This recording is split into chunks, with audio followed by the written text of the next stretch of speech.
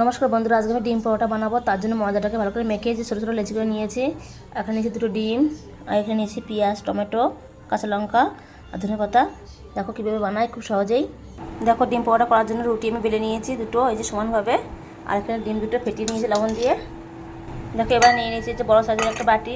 এই বাটির উপরে পরোটাটা দেবো, দিয়ে ভালো করে বসিয়ে নেবো। দেখো বাটির মধ্যে রুটিটা ভালো করে বসিয়ে নিয়েছি। এর মধ্যে দিয়ে দেবো ডিম।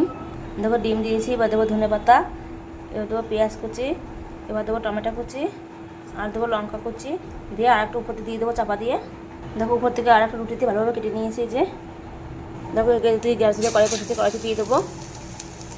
দেখো যে উল্টে পাল্টে একটু ভেজে নিচ্ছে। পরোটাটা কিন্তু আমার প্রায় হয়ে গেছে। দেখো ডিম পরোটাটা কত সুন্দর খাস্তা হয়েছে, কত সুন্দর ফুলেছে। এবার আমি তুলে নেবো, রঙ হয়ে গেছে। দেখো ডিম পরোটাটা কিন্তু তুলে নিয়েছি। এটা কিন্তু বড়ো থেকে ছোটো সবারই পছন্দের জিনিস। এখানে আমি এটা কেটে নেবো। দেখো কেটে নিয়েছি। দেখো ভিতরটা কত সুন্দর হয়েছে, তোমরা অবশ্যই করতে